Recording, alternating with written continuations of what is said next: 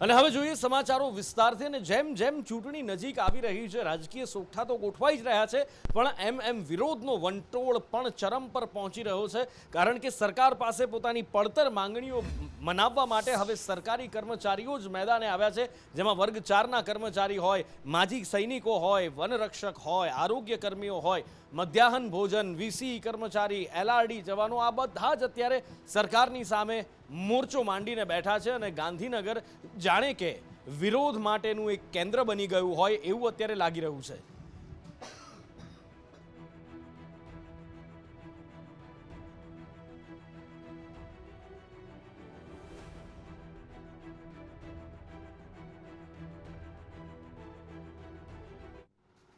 અને આજે વિરોધના વંટોળ ઉઠી રહ્યા છે 5 મંત્રીઓની કમિટી પણ બનાવાઈ છે પણ કોઈ રસ્તો નીકળતો અત્યારે દેખાતો નથી સરકારની મુશ્કેલીઓ મૂંઝવણ વધી રહી છે અને આ બધા વચ્ચે ઘર્ષણના પણ દ્રશ્યો જોવા મળ્યા અટકાયતના દોર પણ જોવા મળ્યા આખરે વિરોધનો આ વંટોળ ક્યાં ચરમ પર પહોંચ્યો કેવી રીતે માંગણીઓ કરવામાં આવી કેવા દ્રશ્યો આજે ગાંધીનગરની અંદર જોવા મળ્યા અને 5 મંત્રીઓની કમિટી શા માટે સફળ નથી થઈ શકતી તમામ વિશે જાણીએ ધવલ પાસેથી ધવલ જે રીતે જોઈએ તો હવે ચૂંટણી નજીક આવવાની છે તેના કારણે કર્મચારીઓ વિવિધ માંગણીઓ લઈને મેદાને ઉતર્યા છે અને દર વખતે આપણે જોઈએ છીએ કે જ્યારે ચૂંટણી આવવાની હોય તેના 2-3 મહિના પહેલાં માહોલ બનતો હોય છે કારણ કે જો તેમની માંગણીઓ છે આ જ સમય હોય છે કે સરકાર ઉપર પ્રેશર કરીને તેમની માંગો સ્વીકારી શકાય। આપણે જોઈએ તો જે રીતે નરેન્દ્ર મોદીની મુલાકાત થઈ તેમને 5 મંત્રીઓની કમિટી બનાવી તેમ છતાં કેટલીક માંગો સ્વીકારાય છે કેટલીક હજુ નથી સ્વીકારાઈ અને તેને લઈને કર્મચારીઓ હજી આંદોલનના મૂડમાં છે કે અમારી જેટલી માંગણીઓ છે તે તમામ સ્વીકારવામાં આવે આંશિક માંગણીઓ સ્વીકારવાનો કોઈ મતલબ નથી કારણ કે પછી તે સીધા બીજા 5 વર્ષે તે માગણીઓ સ્વીકારવામાં આવતી હોય છે અને જોઈએ તો જે રીતે વન કર્મચારી એસટી કર્મચારી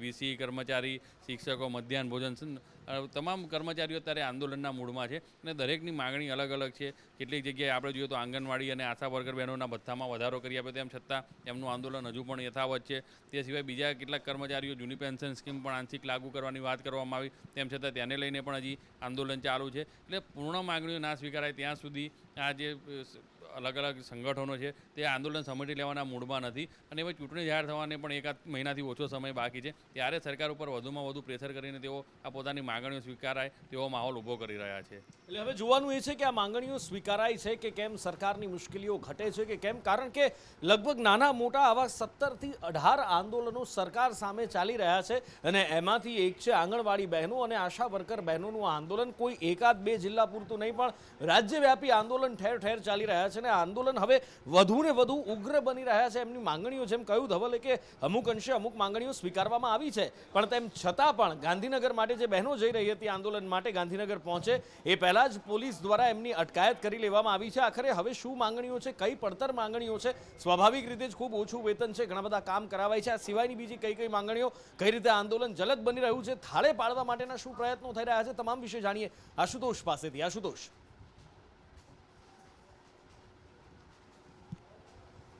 जी जूनी पेन्शन योजना હોય કે પછી ગ્રેડ પે હોય તમામે તમામ મુદ્દે હવે જે સરકારી કર્મચારીઓ છે તે સરકાર સામે લડી લેવાના મૂડમાં છે અને ગાંધીનગરમાં છેલ્લા ઘણા દિવસોથી આંદોલન કરી રહ્યા છે અને રાજ્યભરમાંથી ત્યાં વર્કરો જે છે તે પહોંચી રહ્યા છે આજે પણ સાબરકાંઠાના અનેક વર્કરો જે છે તે ત્યાં પહોંચે પહેલા તેમની અટકાયત કરી દેવામાં આવી છે સાબરકાંઠાના વડાલીમાં આંગણવાડી અને જે તેડાગરની મહિલાઓ છે તે ગાંધીનગર જવા માટે નીકળી હતી પરંતુ ત્યાં નીકળે તે પહેલા જ તેઓની અટકાયત કરી દેવામાં આવી છે અને મહિલાઓને વાત કરવામાં આવે કે મોટી સંખ્યામાં જઈ રહી હતી અને પડતર માંગણીને તેઓ વિરોધનું શસ્ત્ર જે છે તે હવે ઉગામ્યું છે તો બીજી તરફ વાત કરવામાં આવે દિયોદરની તો ત્યાં પણ આશા વર્કરોની અટકાયત કરવામાં આવી હતી અને આશા વર્કરો પણ જે છે તે પોતાના મુદ્દાઓને લઈને હવે આક્રમક જોવા મળી રહી છે તેઓની અટકાયત કરાતા તેઓએ અટકાયત જ્યાં કરાઈ હતી ત્યાં પણ રામધૂન બોલાવી હતી અને વિરોધ પ્રદર્શિત કર્યો હતો એટલે જેમ જેમ વિધાનસભાની ચૂંટણી નજીક આવી રહી છે તેમ તેમ સરકારી કર્મચારીઓ પોતાના માંગોને લઈને અડગ છે અને જો તે માંગ નહીં સંતોષાય તો ઉગ્ર વિરોધ જે છે તે પણ તેઓ શરૂ કર્યો છે અને છેલ્લા ઘણા દિવસોથી વિવિધ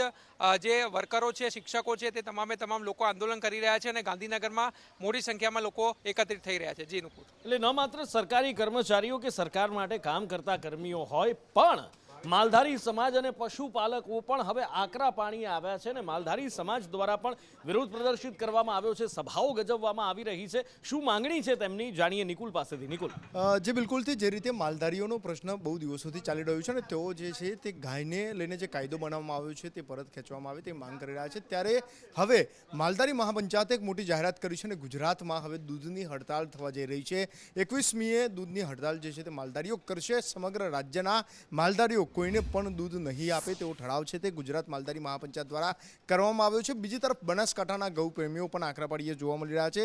સરકાર સામે તેમને પણ બાયો ચડાવી છે અને આવતીકાલથી તેઓ ગાંધીનગર આવી રહ્યા છે.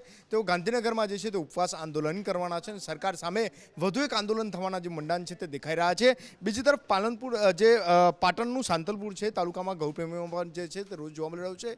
ખાસ કરીને ઘણા દિવસો એવા છે કે ઘઉંના જે ગૌચરો છે તેને લઈને માલધારીઓ લડી રહ્યા છે અને આગામી દિવસોની અંદર તેનો નિકાલ નહીં થાય તો આગામી દિવસોમાં આંદોલન વધુ ઉગ્ર બને નુપુર તેવી શક્યતાઓ છે. અને સાથે જ બદામ પણ મોકલવામાં આવી છે કુરિયરની અંદર મંત્રીઓને સરકારની અંદર કે જેથી કરીને જે 500 કરોડ ફાળવવામાં આવ્યા હતા ગૌ સંરક્ષણ માટે કે પછી ગૌપાલન માટે એ ફાળવવામાં આવ્યા છે પણ હજી આપવામાં નથી આવ્યા, માત્ર કાગળ પર છે. એટલે સરકારને એ યાદ કરાવવા માટે કે ગાય માતા છે, ગાય માતાનું આ જતન કરવું જરૂરી છે અને એના માટે ફંડ ફાળવ્યા પછી એની ફાળવણી એટલે કે આપવું પણ ખૂબ જરૂરી છે. એટલે એ બધું તમે કરો તો બે બદામ મોકલી છે એટલે શું છે કે કોઈની કદાચ યાદશક્તિ ઓછી થઈ હોય તો એ ઠેકાણે આવે એવી એક આશા સાથે આ માલધારી સમાજની અને ગૌ પ્રેમીઓ છે એમની એક વિચારધારા છે અને એમને મોકલી છે. પણ આગળ વાત કરવી છે ખેલૈયાઓ માટેની. 2 વર્ષથી ગરબા નથી રમ્યા, મને પણ ખૂબ શોખ, હું પણ રાહ જોતો હતો નવરાત્રિનો. એમાં હવે થોડા દિવસ પહેલા હવામાન વિભાગે કીધું કે ભાઈ આ વખતની નવરાત્રિ બગડવાની છે અને ફાળ પડી હતી. સાહેબ વાત સાચી છે પણ હવે હવામાન વિભાગે થોડીક રાહત પણ આપી છે. એવું છે કે કદાચ મન મૂકીને ગરબા ખેલી શકાશે. શું આગાહી છે હવામાન વિભાગની નવરાત્રિના 9 દિવસો માટેની? દિવ્યા પાસેથી જાણીએ. દિવ્યા. નુપુર, 2 વર્ષ બાદ અને આ વખતે નવરાત્રિમાં ખેલૈયાઓ મન મૂકીને રમી શકશે કારણ કે હવામાન વિભાગથી જે ચોમાસું છે જે હવે અંતિમ તબક્કામાં છે ને હવે વરસાદની શક્યતા નહિવત દર્શાવવામાં આવી છે અને એક અનુમાન પણ છે હવામાન તરફથી વ્યક્ત કરવામાં આવ્યું છે. એટલે કે હવે નવરાત્રિમાં વિઘ્ન વરસાદ નહીં બને અને ખેલૈયાઓ મન મૂકીને વરસી શકશે. જો કે વાઇબ્રન્ટ નવરાત્રિ જે જીએમડીસી ગ્રાઉન્ડ ખાતે થવાની છે ત્યાં ડોમ છે તે વોટરપ્રૂફ ડોમ છે તે બનાવવામાં આવી રહ્યા છે. તેવા પ્રકારની તૈયારીઓ પણ એ જ પ્રકારની અત્યારે હાલ કરવામાં આવી રહી છે. અને જીએસટી નું ગ્રહણ પાછું આ વખતે તો છે જ કે 100 રૂપિયા ઉપરનો પાસ તો જીએસટી લાગવાનો છે, એ દૂર નથી થવાનો. હવામાન વિભાગે ચિંતા દૂર કરી દીધી છે કે ભાઈ હવે વરસાદ નવરાત્રિમાં નહીં પડે એટલે મન મૂકીને ગરબે રમી શકાશે, ગરબે ઘૂમી શકાશે અને 2 વર્ષની કસર કાઢી શકાશે. હવે જોઈએ કે હવામાન વિભાગની આશા પણ રાખીએ કે આ આગાહી સાચી પડે. જીએસટીનું ગ્રહણ, ખેર આગળ વાત કરીએ હવે રાજનીતિની.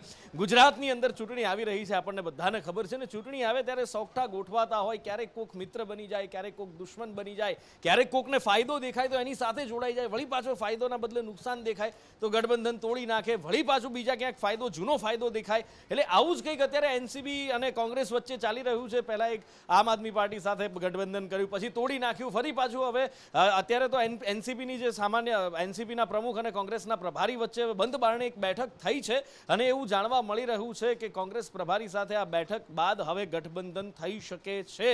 એનસીપીના નેતાઓ અને કોંગ્રેસની વચ્ચે એક સમજૂતી થઈ હોવાનું સામે આવ્યું છે. હવે જોઈએ કે આગામી સમયની અંદર કેવી રીતે 10 થી 12 બેઠકો ઉપર ગઠબંધન કરવા માટેની માંગણી થઈ છે. આ હજી વાતચીત છે, આ વાતચીત શરૂઆતના તબક્કામાં છે કારણ કે બેઠકોની ફાળવણીની જ્યારે પણ વાત આવે આપણે જોતા આવ્યા છીએ કે એ જ બેઠકોની ફાળવણીએ મહારાષ્ટ્રની અંદર શું ને શું કરી નાખ્યું. ખેર પણ અત્યારે વર્તમાનની અંદર પાછા આવીએ. આ બેઠકોની ફાળવણીની જ્યારે પણ વાત આવતી હોય છે ત્યારે પાર્ટીઓ પોતપોતાનું હિત જોતી હોય છે. પાર્ટીમાં પણ જે તે સ્થાનિક સ્તરના આગેવાનો કે પછી ઉમેદવારો હોય એમને પણ પોતાના ભવિષ્યની ચિંતા થતી હોય એટલે આ પક્ષને આપવી, આ પક્ષને મારા ઉમેદવારને ટિકિટ, મારા ઉમેદવારને, એટલે એની ઉપર સહમતિ બનવી એ સૌથી મોટો પડકાર, સૌથી મોટું ચેલેન્જિંગ કામ છે. એટલે એ બધાની વચ્ચે હવે જોઈએ કે આમાં શું થાય છે કારણ કે એક તરફ કોંગ્રેસ પોતાના ધારાસભ્યોને સાચવવામાં પણ લાગેલી છે, બીજી બાજુ કોંગ્રેસની અંદર 182 માટે 600 ઉમેદવારો સામે આવ્યા છે અને એ 600 ઉમેદવારની સામે પાછા હવે તો એનએસયુઆઈમાંથી પણ માંગણીઓ થઈ રહી છે. એટલે આ બધાની વચ્ચે હવે એનસીપી કોંગ્રેસનું ગઠબંધન કઈ દિશામાં જતું દેખાય છે. આમ તો ભૂતકાળમાં સાથે ચૂંટણી લડેલા છે પણ હવે શું સોગઠા ગોઠવાય છે એ સોગઠા વિશે જાણીએ કૃણાલ પાસેથી. કૃણાલ. જ્યારે પણ ચૂંટણી આવે છે ત્યારે કોંગ્રેસની હાલત એવી છે કે તેને તમામ પ્રકારના હવાટિયા મારવા પડે છે, ભરણિયા પ્રયાસો કરવા પડે છે. ત્યારે ફરી એકવાર જ્યારે હવે મિશન 2022 માટે કોંગ્રેસ જ્યારે સજ્જ થઈ છે ત્યારે હવે એનસીપી તરફ નજર દોડાવી છે અને એનસીપી સાથે ગઠબંધન કરવાના તમામ રસ્તા તેઓ કરી રહ્યા છે અને સાથે જ એનસીપીના પ્રમુખ અને કોંગ્રેસના પ્રભારી વચ્ચે બંધ બારણે બેઠક થઈ છે જેમાં એનસીપીના પ્રભારીએ માંગ મૂકી છે કે 10 થી 12 સીટ એનસીપીને આપવામાં આવે ત્યારે એનસીપીની માંગ કોંગ્રેસ સ્વીકારે છે. કેમ તો પછી એનસીપી કેવા ઉમેદવાર મૂકે છે તો પછી આ જે અત્યારે બેઠક ચાલી રહી છે તેનો શું અંત આવે છે તે જોવું રહ્યું. અને જેના માટે આ બધી મથામણ થઈ રહી છે, ચૂંટણીની તારીખ, ઘણી બધી ચર્ચાઓ, ઘણી બધી અટકળો પણ થઈ. ભાઈ ભારતીય જનતા પાર્ટીના કેટલાક નેતાઓ, આગેવાનો તારીખો પણ બોલી ગયા, અને એ પછી કે ભાઈ કોણ ચૂંટણી પંચ નક્કી કરશે કે બીજેપીના નેતાઓ નક્કી કરશે, આવા ઘણા બધા પ્રહારો પણ થયા હતા. પણ આ બધાની વચ્ચે હવે બહુ જ જલ્દી ચૂંટણીની તારીખ નક્કી થાય એવું દેખાઈ રહ્યું છે. આખરે ચૂંટણી પંચની ગતિવિધિ શું દેખાઈ રહી છે, ક્યારે ચૂંટણી જાહેર થઈ શકે છે, તમામ વિશે જાણીએ મયુર સોની પાસેથી. મયુર. બિલકુલ નુપુર, ચૂંટણીની રાહ તમામ લોકો જોઈ રહ્યા છે અને આના માટે ચૂંટણી પંચે તૈયારી પણ શરૂ કરી દીધી છે. તમામ જિલ્લાઓમાંથી મતદાર યાદીથી લઈને ઓબ્ઝર્વર સુધી અને BLOથી લઈને અધિકારીઓ સુધી આ તમામ યાદી તૈયાર કરી નાખી છે. સાથે સાથે કેટલા બૂથ છે, કેટલા પોલીસ અધિકારીઓ તૈનાત થશે, આ તમામ ઝીણી ઝીણી વિગતો છે તમામ જિલ્લાના ચૂંટણી અધિકારીઓ પાસેથી મુખ્ય ચૂંટણી પંચ છે તેમને લીધી છે. હવે આ તમામ યાદી લઈને અમદાવાદથી દિલ્હી ખાતે જે મુખ્ય ચૂંટણી પંચની કચેરી છે ત્યાં અધિકારીઓની ટીમ પહોંચી ચૂકી છે. તમામ વસ્તુઓનો બેઠકની અંદર રિવ્યૂ થશે અને ગુજરાત વિધાનસભાની ચૂંટણી છે તેની તારીખો નક્કી થશે. જોકે જે પ્રકારે અટકળો ચાલી રહી છે કે ગુજરાત વિધાનસભાની ચૂંટણીની તારીખો છે એ લગભગ આગામી 11 તારીખ બાદ છે તે જાહેર થઈ શકે છે, કારણ કે જે પ્રકારે સરકારી કાર્યક્રમો સામે આવી રહ્યા છે તેની તારીખો નક્કી થઈ રહી છે તે જોતા શક્યતા એ જોવાઈ રહી છે કે 11 તારીખ બાદ એટલે કે 11 ઓક્ટોબર બાદથી કોઈ એક તારીખ છે ત્યારે ચૂંટણી પંચ પ્રેસ કરી શકે છે અને ત્યારબાદ ગુજરાત વિધાનસભાની ચૂંટણીની તારીખો જાહેર કરી શકે છે. આ માટે જે પ્રક્રિયા હોય છે તે માટેનું તમામ સાહિત્ય અને તમામ જે ગોઠવણ છે તેની યાદી સાથે ચૂંટણી પંચે વિગતો મેળવી લીધી છે.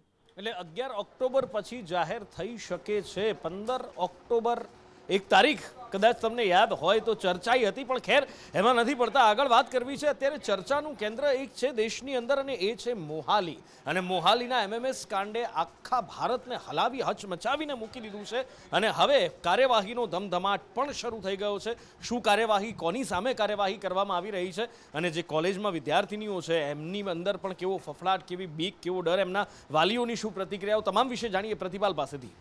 જે ચોક્કસથી ઉપર જે રીતે ખૂબ જ શર્મસાર કરતી ઘટના છે તે પંજાબના મોહાલી યુનિવર્સિટીમાં સામે આવી છે અને જે MMS કાંડ સમગ્ર ગઈકાલે સામે આવ્યો છે તેમાં અત્યાર સુધીમાં ખૂબ જ ગંભીરતાપૂર્વક કાર્યવાહી છે તે CM દ્વારા પણ તમામ આદેશ આપી દેવામાં આવ્યા છે અને પંજાબ પોલીસ દ્વારા પણ તમામ કાર્યવાહી કરવામાં આવી છે. અને અત્યાર સુધીમાં જે યુવતી હતી, અલગ અલગ જે 60 વિદ્યાર્થીનીઓના વિડીયો બનાવવામાં આવ્યા હતા અને ત્યારબાદ જે યુવતીએ વિડીયો તેણે કેપ્ચર કર્યો હતો અને ત્યારબાદ તેના બોયફ્રેન્ડને મોકલ્યો હતો. તે યુવતી તેમજ તેના બોયફ્રેન્ડની પણ ધરપકડ કરી લેવામાં આવી છે. અન્ય બીજા 2 લોકોની પણ તેમાં ધરપકડ કરવામાં આવી છે. સાથે જ જે હોસ્ટેલ હતી તેના જે 2 વોર્ડન છે તેઓની પણ અત્યારે હાલમાં ટ્રાન્સફર કરી દેવામાં આવી છે. સાથે જ અન્ય 3 લોકોની પણ તેમાં ધરપકડ કરાઈ છે અને હોસ્ટેલનો જે સમય છે તેમાં પણ અત્યારે હાલમાં ફેરફાર કરવામાં આવ્યો છે. અત્યારે જે વિદ્યાર્થીઓ છે તે પણ અત્યારે હોસ્ટેલ નથી આવી રહ્યા અને ખૂબ જ કડકમાં કડક આમાં પગલાં લેવાની પણ વાત કરવામાં આવી છે. ઊંડાણપૂર્વક તપાસના આદેશ પણ ખાસ પંજાબના CM દ્વારા આપવામાં આવ્યા છે અને સમગ્ર કેસમાં SIT એટલે કે સ્પેશિયલ ઇન્વેસ્ટિગેશન ટીમની પણ જે ટીમ છે તે તપાસ કરશે. અને MMS કાંડ બાદ અત્યારે હાલમાં રસ્તાઓ ઉપર તમામ જે વિદ્યાર્થીઓ હતા તે પણ આવી ગયા હતા અને મોડી રાત સુધી તેઓના દ્વારા પ્રદર્શન પણ કરવામાં આવ્યા હતા. અને આગળ વાત કરવી છે વિધાનસભાનું ટૂંકું સત્ર મળવા જઈ રહ્યું છે 21 તારીખે, અને આમ તો એના કારણે હવે કેબિનેટની બેઠક આવતીકાલે મંગળવારે મળવાની છે. જનરલી બુધવારે મળતી હોય છે, પણ આ કેબિનેટની બેઠક વિધાનસભા સત્રની પહેલા અને રાજ્યમાં ઉઠી રહેલા લગભગ 17-18 આંદોલનો આ બધાને લઈને ખૂબ મહત્વની પણ છે. ત્યારે આ કેબિનેટ બેઠકની અંદર શું શું ચર્ચા થઈ શકે છે, કયા કયા PM પણ આવી રહ્યા છે ભવિષ્યની અંદર, શું એની પણ આમાં કોઈ ગોઠવણ, ચર્ચા, એમાં તૈયારીઓ, સમીક્ષા વગેરે વગેરે વગેરે તમામ વિશે જાણીએ હિરેન રાવલ પાસેથી. હિરેન. જો લગભગ અલગ અલગ 18 જેટલા આંદોલનો સરકાર સામે આજના તારીખે પણ ચાલી રહ્યા છે. આજે પણ ગાંધીનગરમાં સત્યાગ્રહ છાવણીથી લઈ અને સચિવાલયના ગેટ નંબર 1 અને 4 ઉપર આંદોલનો યથાવત છે. આ પરિસ્થિતિ વચ્ચે જ્યારે આવતીકાલે રાજ્યનું પરમ દિવસથી ચોમાસું સત્ર 2 દિવસનું મળવા જઈ રહ્યું છે અને એના ભાગરૂપે આવતીકાલે કેબિનેટ બેઠક છે તે 1 દિવસ વહેલા એટલે કે મંગળવારે મળશે. આવતીકાલે મળનારી આ કેબિનેટ બેઠકમાં હાલ જે આંદોલનો છે એ આંદોલનો અત્યાર સુધી જે નિરાકરણ લાવવામાં આવ્યા છે અથવા તો જેટલી પણ ચર્ચાઓ સરકાર સાથે થઈ છે અને એમાં વધુમાં વધુ ઝડપથી કેવી રીતે આંદોલનો પૂરા થઈ શકે તે સંદર્ભે પણ ચર્ચા કરવામાં આવશે. બીજી તરફ 29 અને 30 સપ્ટેમ્બર 2 દિવસ પ્રધાનમંત્રી નરેન્દ્ર મોદી ગુજરાત પ્રવાસે છે. અમદાવાદ, ગાંધીનગર, અંબાજી અને ભાવનગર જેવા એમના કાર્યક્રમો ગોઠવાઈ રહ્યા છે. તો એ કાર્યક્રમોની તૈયારીઓ અને રાજ્ય સરકારના મંત્રીઓને પણ તેની જવાબદારી એક એક સોંપવામાં આવશે.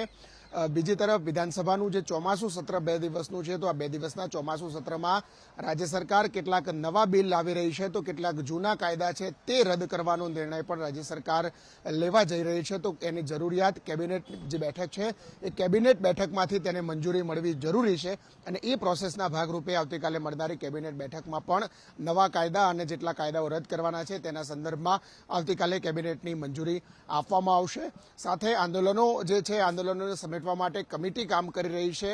નાણાં વિભાગનું જે કામ છે તેની પણ સમીક્ષા આ બેઠકની અંદર કરવામાં આવશે.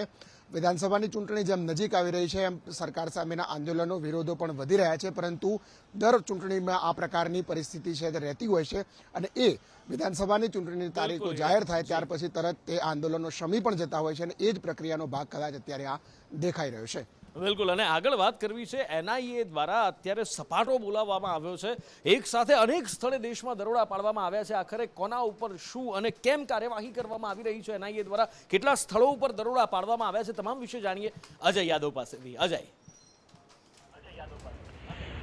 देखिए, निश्चित तौर पे इधर बीच कई सारी ऐसी घटनाएं हुई, या खासकर कह सकते हैं कि समाज के बीच वैमनस हुआ, या कई सारे ऐसे दंगे हुए जिसमें शक की सुई पीएफआई के ऊपर गई है. उसको एक तरह से कई संगठनों के द्वारा आतंकवादी संगठन कहा जाता है, और कई संगठनों के द्वारा कहा जाता है कि ये समाज में वैमनस फैलाने का काम करता है. इसी को लेकर के तेलंगाना में 5 जुलाई को एक एफआईआर दर्ज की गई थी. उस एफआईआर के मुताबिक पर ही काम करते हुए एनआईए की तरफ से आंध्र प्रदेश और तेलंगाना में करीब 40 जगहों पर छापेमारी की गई, जिसमें तेलंगाना में करीब 38 जगहों पर छापेमारी की गई थी और आंध्र प्रदेश में 2 जगहों पर छापेमारी की गई थी. और पीएफआई के ऊपर आरोप है कि इसमें ये संगठन न सिर्फ आतंकवादी गतिविधियों में इन्वॉल्व है, बल्कि समाज के भीतर जो वैमनस है या भाईचारा है उसको बिगाड़ने की कोशिश में लगा हुआ है. लेकिन एनआईए की तरफ से जो छापेमारी 40 जगहों पे की गई है उसमें न सिर्फ 8.31 लाख रुपए बरामद किए गए हैं, बल्कि कुछ डिजिटल डायरी बरामद की गई है, और कुछ ऐसे डॉक्यूमेंट बरामद किए गए हैं जो उसकी संदिग्ध गतिविधियों की तरफ इशारा करते हैं. इसी तरह से कुछ खंजर भी बरामद किए गए हैं, और इस तरह से कई सारी चीज़ें बरामद की गई हैं. और माना जा रहा है कि आने वाले समय में जो एफआईआर दर्ज की गई है उसके आधार पर और भी जगहों पर छापेमारी की जा सकती है. जी. અને આગળ વાત કરવી છે અમદાવાદ શહેર. આમ તો આખા ગુજરાતની અંદર વાત થઈ હતી ને, કઈ તારીખ 15 સપ્ટેમ્બર આપી હતી કે ભાઈ રસ્તાઓના ખાડા ભરાઈ જશે, રસ્તા એકદમ સરસ મજાના થઈ જશે. આજે કઈ તારીખ થઈ? 19 તારીખ થઈ, પણ હજી રસ્તાના ખાડાઓ તો ભરાવાની તો સાહેબ વાત દૂર છે. હજી અમદાવાદ જેવા શહેરોની અંદર વરસાદ રોકાયા પછી ભૂવા પડવાનો સિલસિલો અટકતો નથી. રસ્તાઓ તો ક્યારે થશે ક્યારે નહીં. વધુ એક ભૂવો ક્યાં પડ્યો અને એમાં અંદર શું ફસાયું હવે આ વખતે? ગઈ વખત તો કચરાનો આખો ટ્રક ફસાઈ ગયો હતો ભૂવામાં. આ વખતે શું ચમત્કાર થયો છે અમદાવાદ મ્યુનિસિપલ કોર્પોરેશનનો? જાણીએ નિકુલ પાસેથી. નિકુલ. જે બિલકુલથી અમદાવાદના જે બોપલ વિસ્તાર છે ત્યાં આગળ વધુ એક ભૂવો પડ્યો છે. આમ તો અમદાવાદ મ્યુનિસિપાલિટી કોર્પોરેશનને ભૂવાની 15 દિવસમાં 93 ફરિયાદો મળી હતી કે અહીંયા ભૂવા પડ્યા છે. શહેરીજનો થાકી ગયા અને અંતે કોર્પોરેશન એવા દાવા કરીને કહી દીધું, આશ્વાસન આપી દીધું કે અમે 15 તારીખ સુધીમાં તમામ રોડ ચકાચક કરી દઈશું. પહેલાં હતા તેવા રોડ થઈ જશે, પરંતુ આ દાવા પુકર સાબિત થઈ રહ્યા છે, કેમ કે આજે ફરી એકવાર બોપલની અંદર આ ભૂવો પડ્યો, અને ભૂવો એટલો વિશાળકાય હતો કે આખો રેતી ભરેલો જે ડમ્પર હતું તે જ ભૂવામાં ખાબકી ગયું, અને એ ડમ્પરને કાઢતા હવે આખે પાણી આવી રહ્યું છે. હાલ પણ એ ડમ્પર જેસે તે સ્થિતિમાં છે, તેની તમામ રેતી ખાલી કરવામાં આવી રહી છે, અને ત્યારબાદ એ ડમ્પર નીકળશે. ડમ્પર રોડની વચ્ચોવચ્ચ ખાડાની અંદર પડતા, ભૂવાની અંદર પડતા જે ટ્રાફિક જામ છે તે સર્જાતો, ને તેના કારણે લોકો પરેશાન થઈ ચૂક્યા હતા. એ સામ્રાજ્ઞી કે જેણે 70 વર્ષ શાસન કર્યું બ્રિટનની રાજગાદી ઉપર, આજે એમને અંતિમ વિદાય આપવામાં આવી રહી છે. સંપૂર્ણ રાજકીય સન્માન સાથે મહારાણીની ફ્યુનરલ એટલે કે અંતિમ યાત્રા અત્યારે લંડનની અંદર થઈ રહી છે. કેવી રીતે રાજકીય સન્માન સાથે તેમને અંતિમ વિદાય આપવામાં આવી રહી છે, જય પાસેથી તમામ વિગતો મેળવીએ. જય. જીનપુર, બ્રિટનના મહારાણી એલિઝાબેથ દ્વિતીયની જે અંતિમ વિધિ હાલ ચાલી રહી છે, 2 કલાક સુધી આ અંતિમ વિધિ ચાલશે. હાલ જે પ્રાઇવેટ સેરેમની છે એ પ્રાઇવેટ સેરેમનીની શરૂઆત થઈ ગઈ છે. જે દ્રશ્યો પણ હાલ જે સામે આવી રહ્યા છે આપ જોઈ શકો છો કે ખૂબ જ મોટી સંખ્યામાં જે સૈનિકો છે તેઓની પરેડ ચાલી રહી છે, જેની સાથે જો વાત કરવામાં આવે બરાબર 8:30 કલાકે તેઓની દફન વિધિ કરવામાં આવશે. હાલ સેરેમની શરૂ થઈ ગઈ છે અંતિમ ક્રિયાની, ત્યારબાદ દફન વિધિ કરવામાં આવશે. હાલની જો વાત કરવામાં આવે તો દેશના રાષ્ટ્રપતિ દ્રૌપદી મુર્મુ પણ ત્યાં પહોંચી ચૂક્યા છે. દ્રૌપદી મુર્મુ પણ હાલ આ સેરેમનીમાં તેઓ પણ પહોંચી ગયા છે, અને તેઓ શ્રદ્ધાંજલિ પાઠવી રહ્યા છે. એટલે કે એમ કહી શકાય નુપુર કે બરાબર 8:30 કલાકે તેઓની દફન વિધિ જે ત્યાંની વિધિઓ હોય છે તે પ્રમાણે કરવામાં આવશે. જી બિલકુલ. એટલે અત્યારે એમની દફન વિધિ એટલે કે અંતિમ યાત્રા છે એ શરૂ થઈ ગઈ છે, અને ન માત્ર ભારતના રાષ્ટ્રપતિ પણ સમગ્ર વિશ્વની અંદરથી અત્યારે જે 2000 કરતાં વધુ VVIP બ્રિટન પહોંચી ચૂક્યા છે, લંડન પહોંચી ચૂક્યા છે અને સંપૂર્ણ સન્માન સાથે તેમની અંતિમ વિદાય તેમને આપવાની આ તૈયારીઓ થઈ રહી છે.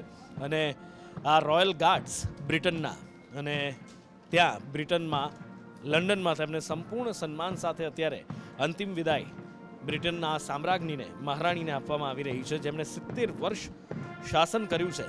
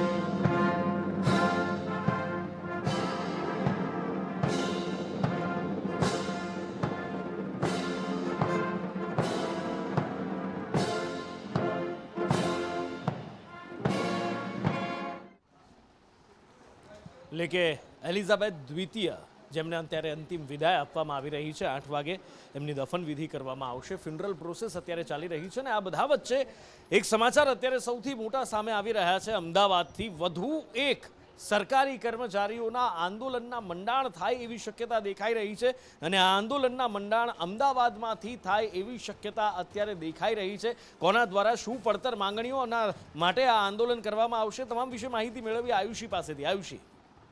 બિલકુલ નુપુર, જે રીતે શહેરમાં વધુ એક આંદોલન શરૂ થાય તેવા એંધાણ વર્તાઈ રહ્યા છે. એએમસી નોકર મંડળે પોતાની વિવિધ માંગોને લઈને આંદોલન શરૂ કરવાની અત્યારે હાલ ચીમકી ઉચ્ચારી છે. નોકર મંડળ દ્વારા તમામ અમદાવાદ મ્યુનિસિપલ કોર્પોરેશનની કચેરીઓ ખાતે પોસ્ટર લગાવી દીધા છે. પોતાની 16 જેટલી માંગો છે કે સરકાર સ્વીકારે, તંત્ર સ્વીકારે, તે માટે હવે આ પોસ્ટર વોર્ડ છે જે એએમસીના જે કર્મચારી છે તેને શરૂ કર્યું છે. ખાસ મુખ્ય જો તેમની માંગો પર નજર કરીએ તો જૂની પેન્શન યોજના ફરી શરૂ કરવાની માંગ છે. જે કર્મચારીનું મૃત્યુ થાય છે પછી વારસદારને નોકરી આપવાની માંગ કરવામાં આવી છે. 3 વર્ષથી વધુ એક જ સ્તર પર જો કોઈ અધિકારી કામ કરતું હોય તો તેની બદલી થવી જોઈએ, પરંતુ અમુક અધિકારીઓ છે કે જે ચૂંટાયેલી પાકના મરતિયાઓ છે તેની બદલી નથી થઈ રહી, તેની બદલી કરવાની માંગ કરવામાં આવી છે. ફાયરના કર્મચારીઓની 24 કલાકની ડ્યુટી હોય છે જે હવે 8 કલાક થવી જોઈએ તેવી માંગ છે. હેલ્થ ક્વાર્ટર્સમાં રહેતા સફાઈ કર્મીઓને પાકા મકાન આપવા માટેની માંગ કરવામાં આવી છે. સાથે જ કર્મચારીઓના પગારના ધોરણો જે છે તેમાં સુધારો કરવાની માંગ છે, કારણ કે સુરત મ્યુનિસિપલ કોર્પોરેશને તમામ કર્મચારીઓના પગાર ધોરણમાં જે સુધારો છે તે કરી દીધો છે. ત્યારે હવે વધુ એક આંદોલન છે તે શરૂ થાય તેવું લાગી રહ્યું છે. સાથે જ તેમણે પોસ્ટરમાં લખ્યું છે કે હવે હડતાળ માટે તંત્ર તૈયાર રહે, કારણ કે તેમની માંગ નહીં સ્વીકારાય તો હવે તેઓ હડતાળ પર ઉતરશે. જી આયુષી, આ સમગ્ર માહિતી બદલ આપનો આભાર. અને આ સાથે જ અત્યારે વોર રૂમમાં સમય થયો છે આપનાથી વિદાય લેવાનો. નમસ્કાર.